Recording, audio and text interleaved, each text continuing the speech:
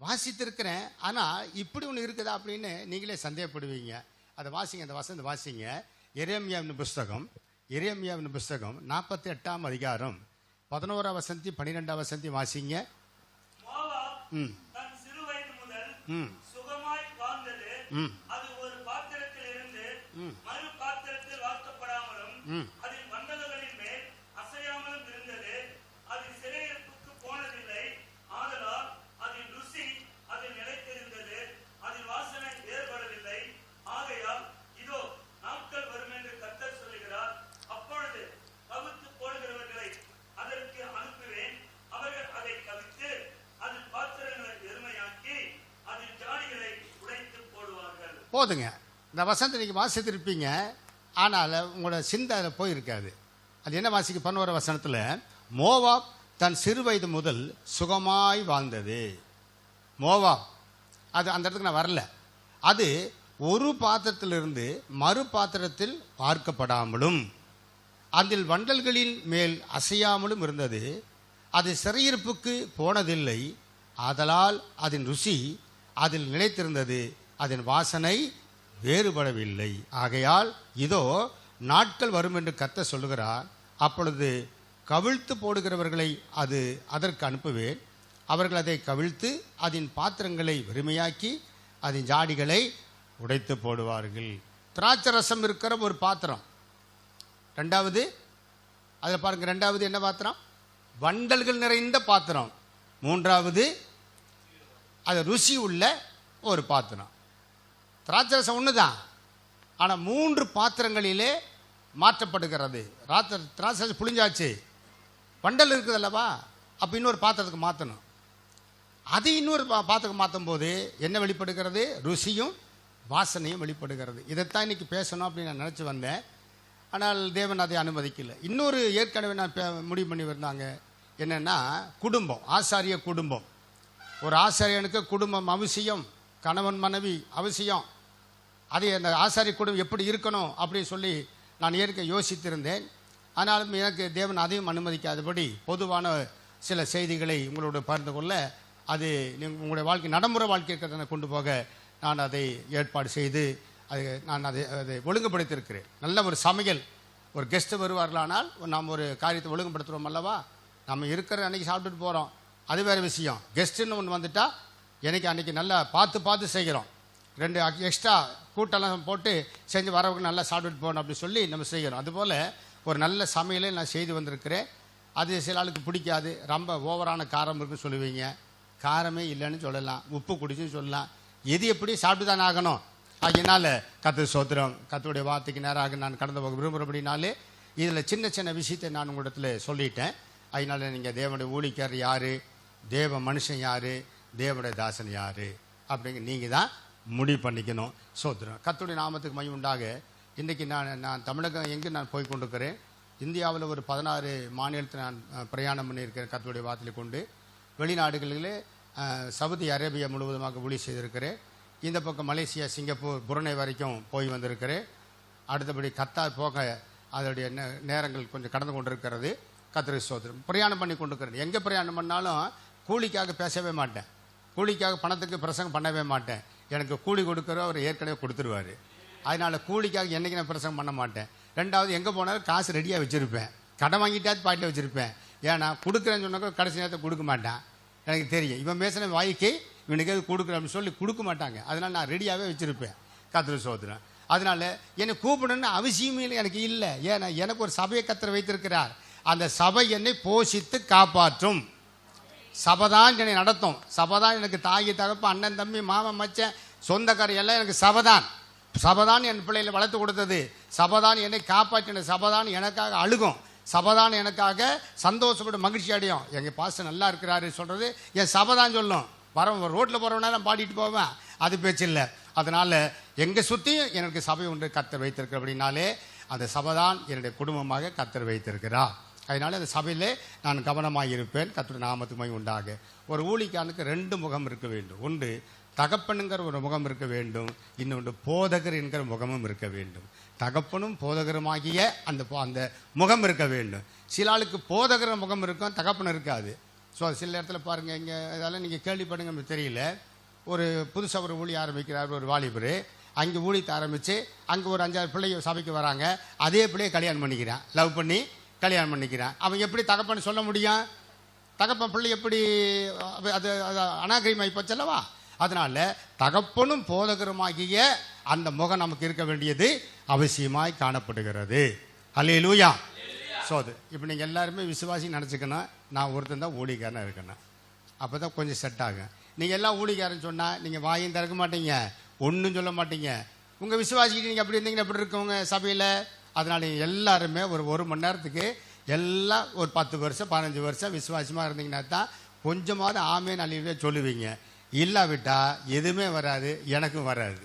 அதனால கொஞ்சம் தன்னை தாழ்த்தி கொஞ்சம் விட்டு கொடுத்து கொஞ்சம் வசந்தம் கேட்டால் இந்த வசனத்தை நீங்கள் மல்டி பண்ணிக்கலாம். உங்கள் சபைக்கு கொண்டு போகலாம், நீங்கள் ஊழியர் மட்டி கொண்டு போகலாம். சோதரம் ஊழியர் மட்டியாக போகணுங்க.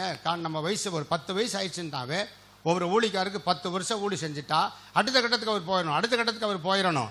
ஸோ சபை நடத்தணும். ஆனால் அடுத்தடுத்துக்கு தேவனை கொண்டு போகிற அளவுக்கு நம்ம வளர்ச்சியே கொண்டு போக வேண்டும். நல்ல கன்வர்ஷன் பிரசங்கராக இருக்கணும், பாசஸுக்கு பிரசங்கராக இருக்கணும். ஸோ அதில் பொது மேடைகளை பிரசங்கம் பண்ணக்கூடியவராக காணப்படணும். அதெல்லாம் வளர்ச்சி அடைய வேண்டும். வயசாகி போச்சு, தலைமுடி கொட்டி போச்சு அப்படிங்கிறத மாத்திரமில்லை, ஊழியத்திலையும் அந்த அனுபவம் நமக்கு தேவையாய் காணப்படுகிறது. கர்த்தருக்கு ஸ்தோத்திரம். சரி, நமக்கு நேரம் கொஞ்சமாக இருக்கிறது. என்னுடைய வாட்சி ரொம்ப சீக்கிரமாக ஓடுகிற வாட்சி. அதனால் கொஞ்சம் வசனத்தை நான் சொல்ல விரும்புகிறேன். கர்த்தர் தாமே உதவி செய்வராக. கர்த்தருடைய நாமத்துக்கு மகிமை உண்டாகும்படியாக ஒரு தலைப்பின் கீழே சில வார்த்தைகளை கொண்டு வர விரும்புகிறேன். தேவன் குறித்திருக்கிற 7 காரியம். தேவன் குறித்திருக்கிற 7 காரியம். அந்த 7 காரியத்தை மடமடன்னு நான் சொல்லிட்டு அதில் நீங்கள் எல்லாரும் ஊழிக்காராக இருக்கிறனால உங்களுக்கு அது அழுத்தமாக கொண்டு போக வேண்டிய அவசியம் இல்லை. அதனால் கொஞ்சம் கவனமாக கேட்கும்படி அழைக்கிறேன். என்னை அழைத்த உங்கள் யாவரையும் இயேசு கிறிஸ்து நாமத்தில் அழைத்த அன்போடு கூட என்னுடைய குடும்பத்தின் சார்பாக ஊழியத்தின் சார்பாக வாழ்த்துக்களை நன்றியை தெரிவித்துக் கொண்டு இந்த கர்த்தருடைய வார்த்தைக்கு நேராக போக விரும்புகிறேன். யோபின் புஸ்தகம் முதலாவது வாசிங்க. யோபின் புஸ்தகம் 23ஆம் அதிகாரம். யோபின் புஸ்தகம் 23ஆம் அதிகாரம் 14ஆம் வசனத்தை வாசிங்க.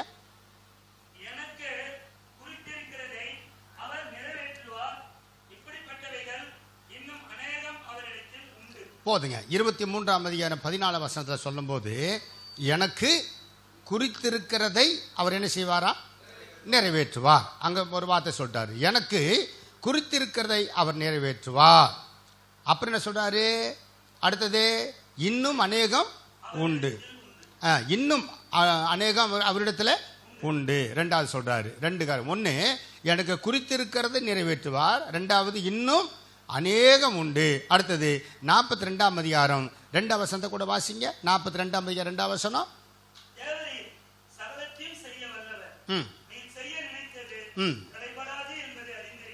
பாருங்க, நீர் செய்ய நினைத்தது தடைபடாது.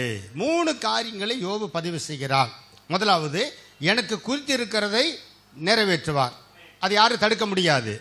2வது, இன்னும் அநேக காரியமும் உண்டு, இது மாத்திரமல்ல இன்னும் அநேக காரியம் இருக்கிறது என்று சொல்லுகிறார். 3வது, நீர் செய்ய நினைத்தது தடைபடாது. சோதரம். அதனால் இந்த யோபு சொல்லுகிற வார்த்தை, யோபு தான் வேதத்துடைய முதல் புஸ்தகமாக இருக்கிறது. சோதரம். ஆனால் இதுல வம்சமும் வரலாறு இல்லாதனால, அந்த சிருஷ்டிப்பு இல்லாதனால இந்த வேத பண்டிதர்கள் அதை சோதரம் 18வது இடத்துல அடுக்கி தந்திருக்கிறார்கள். கர்த்தருக்கு சோதரம். இந்த யோபுடைய புஸ்தகத்தை படித்தா சோதரம் அறிவும் ஞானமும் தெய்வீகமும் சாமர்த்தியம் திறமையும் அர்ப்பணிப்பு எல்லாம் நமக்கு வந்துடும். ஏன்னா அவ்வளவு பாடுகளையும் அனுபவத்தை கொண்டு வந்த ஒரு கர்த்தருடைய ஒரு ஊழியக்காரனாக இருக்கிறான்னு நமக்கு தெரிந்த காரியமாக இருக்கிறது. கர்த்தருக்கு ஸ்தோத்திரம். இந்த யோபனுடைய வாழ்க்கையில், அந்த யோபன் புஸ்தகத்தில் 234 கேள்வி கேட்கப்பட்டிருக்கிறது. 234 கேள்வி இருக்கிறது. அதில் தேவன் யோபை பார்த்து கேட்ட 100 கேள்வி இருக்கிறது. அதுபோல் சாத்தான் தேவனை பார்த்து கேட்டது, அல்லது அவனுடைய நண்பர்கள் கேட்ட கேள்வி, அவருடைய யோபனுடைய மனைவி கேட்ட கேள்வி எல்லாம் சேர்ந்து இத்தனை கேள்வி நிறைந்த ஒரு நிறைய கேள்வி நிறைந்த புஸ்தகம் தான் இந்த யோபின் புஸ்தகமாய் காணப்படுகிறது. கர்த்தருக்கு ஸ்தோத்திரம். இந்த யோபு மிக அழகான ஒரு வார்த்தையை பதிவு செய்கிறார். என் மீட்பர் உயிரோடு இருக்கிறார், எனக்கு என்ன குறை உண்டு, அவர் என்ன செய்ய ஒரு நாளிலே பார்ப்பேன் என்று பதிவு செய்கிற ஒரு மனுஷனாய் காணப்படுகிறார். அந்த யோபு சொல்லுகிற வார்த்தையில் எனக்கு குறித்திருக்கிறதை அவர் என்ன செய்வார்? நிறைவேற்றுவார். இன்னும் அநேக காரியங்கள் இருக்கிறது. சோதரம். கர்த்தர் செய்ய நினைத்தது தடைபடாது என்று சொல்லி அவர் காரியங்களை சொல்லுகிற இந்த அருமையான மனுஷன் சொல்லுகிற வார்த்தையிலிருந்து ஒரு 7 காரியங்களை நாம் பார்ப்போம். கர்த்தர் உதவி செய்வாராக. முதலாவதாக ஆதியாகம புஸ்தகம், ஆதியாகமம் 22ஆம் அதிகாரம், ஆதியாகமம் 22ஆம் அதிகாரம் 1ஆம் வசனத்தை 4ஆம் வசனத்தை வாசிங்க. 22ஆம் அதிகாரம் 1ஆம் வசனம். நடந்த பின்பு தேவன் ஆபிரகாமை சோதித்தார். எப்படியெனில் அவர் அவனை நோக்கி ஆபிரகாமே என்றார். அவன் இதோ அடியேன் என்றான். 4ஆம் வசனம். 3ஆம் நாளில் ஆபிரகாம் தன் கண்களை ஏறெடுத்து பார்த்து தூரத்திலே அந்த இடத்தை கண்டான். போதுங்க. ஆபிரகாமுடைய வாழ்க்கையில கர்த்தர் சந்திக்கிறான். ஆபிராம் என்ற மனுஷனை ஆபிரகாம மாத்துகிறார். ஸோ அது போகட்டும். இப்போ அதெல்லாம் நமக்கு தெரிஞ்ச விஷயம். இந்த ஆபிரகாமுடைய வாழ்க்கையில தேவன் ஒரு இடத்தை குறித்திருக்கிறதை பார்க்க முடிகிறது. அதைத்தான் வாசி என்ன சொல்றாரு? ஆபிரகாமை சோதித்தார். எப்படின்னு அவர் அவனை நோக்கி ஆபிரகாம் என்றார். அவன் இதோ அடியேன் என்றார். அப்பொழுது அவர் உன் புத்திரனும் உன் ஏகசுதனும் உன் நேசகுமாரனும் ஆகிய ஈசாக்கை நீ இப்பொழுது அழைத்து கொண்டு மோரியா தேசத்துக்கு போய் அங்கே நான் உனக்கு குறிக்கும் மலைகள் ஒன்றின் மேல் அவனை தகன பலியாக கொடு என்று 2ஆம் வசனம் வாசிக்கிறோம். சரி, இப்போ ஆண்டவர் என்ன சொல்றாருன்னா, அந்த ஆபிரகாம் இடத்துல ஒரு வார்த்தை சொல்லுகிறார். உன்னோட ஒரே குமாரனை நான் காண்பிக்கிற, நான் குறித்திருக்கிற இடத்துக்கு அவனை கூட்டிக் கொண்டு போ. சோதரம். 2வது, நான் சொன்ன இடத்துல அவனை பலி கொடு. நான் காண்பிக்கிற மலையிலே நான் சொன்ன இடத்துக்கு நீ போகணும். நான் சொல்ற மலைக்கு போன பிறகு நான் சொல்லுகிறபடியே உன்னுடைய மகனின் என்ன கொடுக்கணும்? பலி கொடு என்று சொல்லுகிறதை பார்க்கிறோம். அப்படியானால் தேவன் குறித்திருக்கிற இடத்துக்கு நீ முதலாவது போக வேண்டும். 1. 2வது, தேவன் சொன்ன இடத்துக்கு போற மாத்திரமல்ல, தேவன் சொன்ன இடத்தை நன்றாக பார்க்கணும். அவன் கண்டான், அந்த இடத்தை அவன் கண்டான். சோதனம். தேவன் சொன்ன இடத்துல அல்லது மலையில அவன் என்ன செய்ய? 3வது, செயல்பட வேண்டும். அந்த இடத்துக்கு போகணும், அந்த இடத்தை பார்க்கணும், அந்த இடத்துல 3வது செயல்படணும். உன்னுடைய மகன் என்ன செய்யணும்? பலி கொடு என்கிற வார்த்தையை பார்த்தோம். கர்த்தருக்கு ஸ்தோத்திரம். முதலாவது, இந்த ஆபிரகாமுடைய வாழ்க்கையிலே தேவன் செய்கிற காரியம் என்னன்னா, தேவன் குறித்திருக்கிற இடத்துக்கு நீ போ. 2வது, அந்த இடத்தை நல்லா பாரு. 3வது, நீ அங்கே செயல்படு. உன்னுடைய மகனை பலி கொடு என்கிற வார்த்தையை கொண்டு வருவதை பார்க்கணும். ஒரு ஊழியக்காரனுடைய வாழ்க்கையிலே படித்திருக்கிறோமோ படிக்கலையோ அது அப்பாற்பட்ட விஷயம். அவர் கிராமத்தில் இருந்தாரோ டவுன்ல இருந்தாரோ அதெல்லாம் அப்பாற்பட்ட விஷயம். தேவன் சொன்ன இடத்துக்கு முதலாவது போக வேண்டும். தேவன் குறித்திருக்கிற இடத்தை பார்க்க வேண்டும். தேவன் எங்க எதை சொன்னாரோ அந்த ஊழியத்தை செய்யும்படியாக செயல்பட வேண்டும். அநேகருடைய வாழ்க்கையில ஊழி ஆரம்பித்து 5 வருஷம் கழிச்சு சொல்றாங்க, நான் தெரியாதனமா இந்த இடத்துக்கு வந்துட்டேன் போல. சோதனம். ஏயா நீங்க எப்படி வந்தீங்க? அந்த உதவாக்கார ஊழிக்காரர் சொன்னாருன்னு வந்துட்டேன். இங்கே போனீங்கன்னா செழிப்பா இருக்கலாம். கொட்டோன்னு கொட்டினாரு. நீ ஜெர்மனிட்டு இருக்கும்போது அப்படி முத்து மழையா பெய்யும்னு சொன்னாரு. நான் வந்தேன். இங்கே வந்த சாப்பாட்டு கூட வழி இல்லை. அதனால ஏண்டா வந்தோம், எதுக்கு தான் வந்தோம் அப்படிங்கிறவங்களெல்லாம் இருக்கத்தான் செய்கிறார்கள். அப்படியானால் தேவன் குறித்திருக்க இடத்தை நீ என்ன செய்யல? கண்டுபிடிக்க தெரியல. தேவன் சொன்ன இடத்தை நீ என்ன செய்யல? பார்க்கல. தேவன் சொன்ன இடத்தை நீ என்ன செய்யல? செயல்படல. அப்போ தேவன் குறித்திருக்க இடத்துக்கு நீ வந்து அதை பார்த்து செயலாக்கத்திலே கொண்டு வர வேண்டும். இதுதான் ஒரு ஊழியக்காரனுடைய முதலாவது பகுதியாய் காணப்படுகிறது. அது காடா இருக்கட்டும், மழையா இருக்கட்டும், அது வறட்சியா இருக்கட்டும், மழை பெய்ஞ்சிட்டே இருக்கட்டும், குளிரா இருக்கட்டும், வெயிலா இருக்கட்டும், இது கர்த்தர் காண்பித்த இடம். அதுல ஒரு நாள் நான் என்ன செய்ய மாட்டேன்? மாற மாட்டேன். தேவன் பொய் சொல்ல மனுஷன் அல்ல. நிச்சயமாக அவர் காரியங்களை வாய்க்க பண்ணுவார். தேவன் எனக்கு குறித்திருக்கிறதை நிறைவேற்றும் வரைக்கும் நான் இந்த இடத்தை விட்டு அசைய மாட்டேன். அப்பதான் அந்த அம்மா குறுக்க வருவாங்க. எந்தம்மா? வாழ்விலும் தாழ்விலும் சுகத்திலையும் துக்கத்திலையும் மரணமை பெரிய வரைக்கும் சொன்னாங்களே, அந்த அம்மா வருவாங்க. சோத்திரம். ஏங்க போதுங்க, இது வரைக்கும் இருந்தது போதும், இனிமேல் என்ன செய்ய முடியும், என்னால் தாங்க முடியாது, நான் கிளம்புறேன்.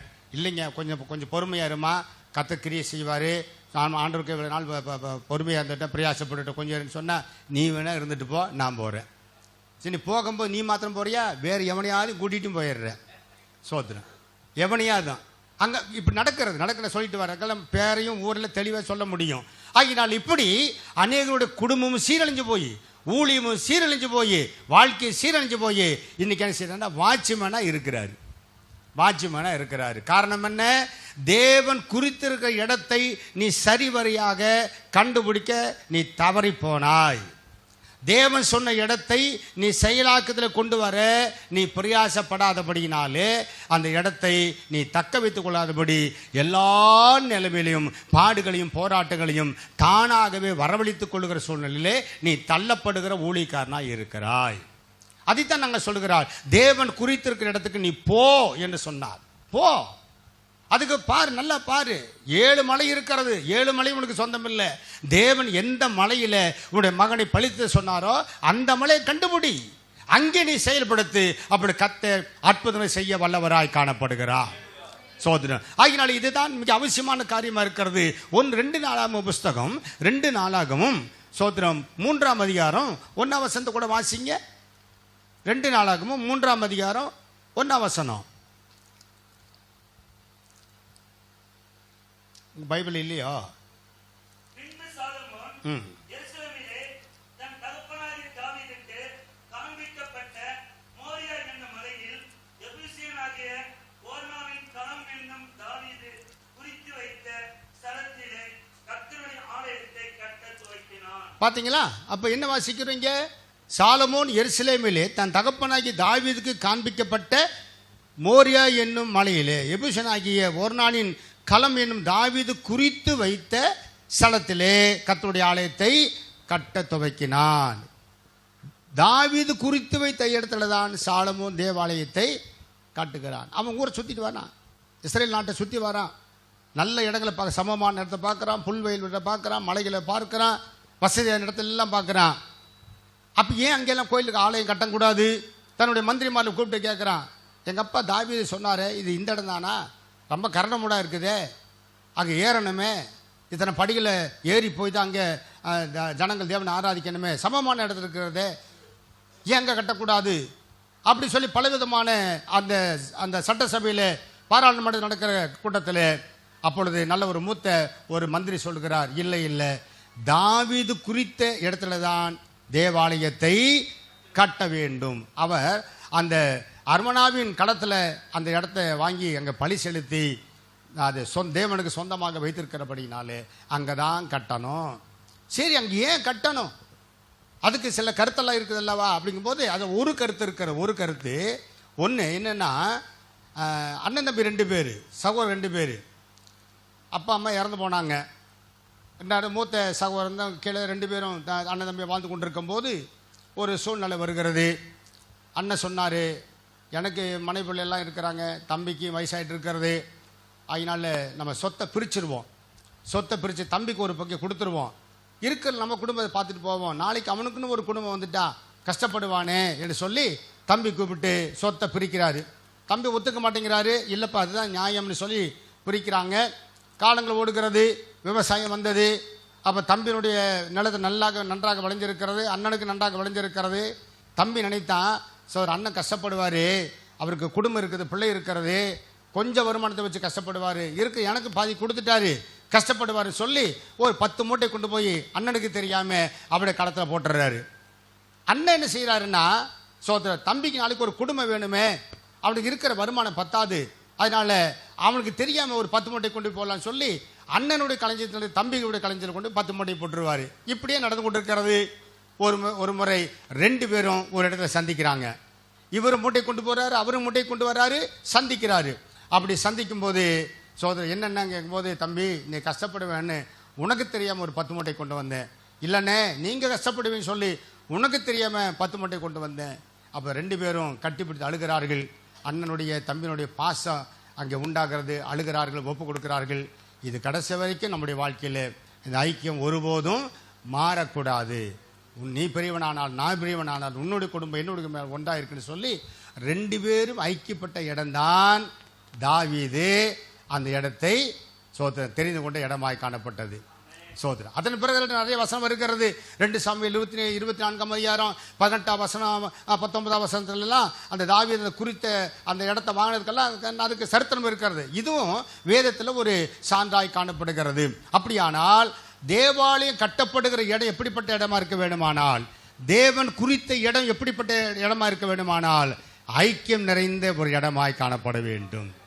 அந்த இடத்த வாங்கணும், அந்த இடத்த பார்க்கணும், அந்த இடத்துல செயலாக்கம் கொண்டு வரணும். ஒரு ஊழிக்காரர் இருக்கிறார், நல்ல இடம், கொஞ்சமாக ரேட்டு கிடைக்க சொல்லி வாங்கிட்டாரு. வாங்கி ஜெபடெல்லாம் கட்டிட்டாரு. ஜெபடு கட்டி மைக் செட்டு காலையில் போட்டாரு. கேளுங்கள் கொடுக்கப்படும் சொன்னேன்னு 10 பேருக்கு கம்பி எடுத்து வந்துட்டான். எங்கடா கேட்கறது, எங்கடா கொடுக்கறது, எங்கே யார்கிட்ட வந்து கேட்கறது அப்படி சொல்லி அடித்து நொறுக்கி அந்த ஜெபடு இல்லை பண்ணிட்டாங்க. அவருடைய 10 லட்சம் போச்சு. ஏன் இந்த இடத்த வாங்கினேன், எதுக்காக கட்டின, கட்ட சொன்னாரா அப்படின்னு கேட்டால் இல்லை கொஞ்சமாக இருந்துச்சு, காசு கொஞ்சமாக இருந்து வாங்கினேன் அப்படி சொல்லி கடைசியில் பணம் போய் எல்லாம் போய் அவர் ஊழியமும் போயிடுச்சு. சோத்திரம். இன்னொரு இடத்துல ஒரு மனுஷன் ஒரு அருமையான இடத்த வாங்கி ஜெபடு கட்டினாரு. காலப்போக்கில் அது புறம்போக்காய் போச்சு, அதுவும் போச்சு. அப்படியானால் நம்முடைய தேவன் புறம்போக்குள்ள தேவன் அல்லவே அல்ல.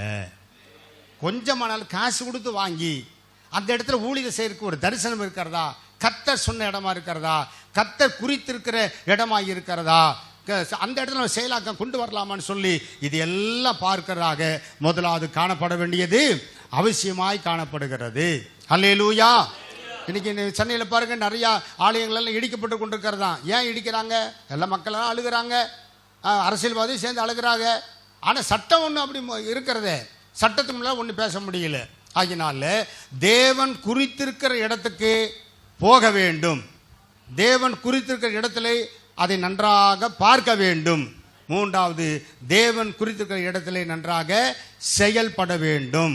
அதனால தேவன் ஒரு இடத்தை கொடுப்பாரானால், தேவன் ஒரு இடத்தை சொல்லுவாரானால் அது கடினமாயிருக்கிறது, அது சரியில்லை என்று சொல்லி என்ன சொல்லக்கூடாதான், பழி சொல்லக்கூடாது. பழி சொல்லக்கூடாது. அதுக்கு மாற என்ன ஆக வேண்டுமானால் பழியாக வேண்டும். 2 லீதான். பழிங்கிறது லீதான், பழிங்கிறது லீதான். ஆனால் வித்தியாசம் மாறி போகிறது. நீ தேவனை குறை சொல்லாத, இடத்தை குறை சொல்லாத, குடும்பத்தை குறை சொல்லாத, சோத்திரம், யாரையும் பழி சொல்லாத, நீ பழியாகி விடு. அப்ப நீ பழியாகும் போதுதான் அந்த இடத்துல கர்த்தர் மகிமைப்படுவார், ஆத்துமகளை தர வல்லவராய் இருக்கிறார். சோதரன், நீ குடும்பத்தையும் சரியா செட்டில் பண்ணல, ஜனங்களையும் சரியா பண்ணல, இடத்தையும் சரியா பண்ணல, மொத்தத்தில் தேவனை குறை சொல்லி லாட்டரி சீட்டு விற்கிறதுக்கு போயிடுற. திருச்சியில் ஒரு பெரிய ஹோட்டலுக்கு சாப்பிட போனால் அங்கே ஒரு பாச கூட்டிகிட்டு போனார். அங்கே ஒரு ஊழிக்காரர் வரலாம் வரலாம் வரலாம், வா வா வா வா, முட்டலங்கிறாரு. அந்த ஊழிக்காரர் சொல்கிறார், இவர் ஒரு பாஸ்டருங்க அப்படின்னு. பாஸ்டருங்கிறீங்க, முட்டில் வா வாங்குறாரு, இப்போ முட்டுனா தான் அப்படின்னு சொல்லி ஊழிக்காரரு. அப்புறம் போய் இவர் பார்த்தோன்னா பிரைஸ் பாஸ்டர் அப்படின்னாரு.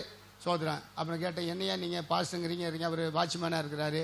சோதரன் என்ன செய்யறது, அதில் பொழப்பு நடக்கல, வருமானம் இல்லை, அதனால் நைட்டெல்லாம் வாட்ச்மேனாக இருப்பேன், பகலெல்லாம் விஷயத்தெல்லாம் பற்றி. இப்போ எப்படின்னா ஒரு 10% வந்து சொல்லலாம், சூழ்நிலை சரியில்லை அப்படின்ற மாதிரி மேலவா சொல்லலாம். ஆழமாக சொல்லிக்கிட்டு இது பண்ணது எல்லாமே ரொம்ப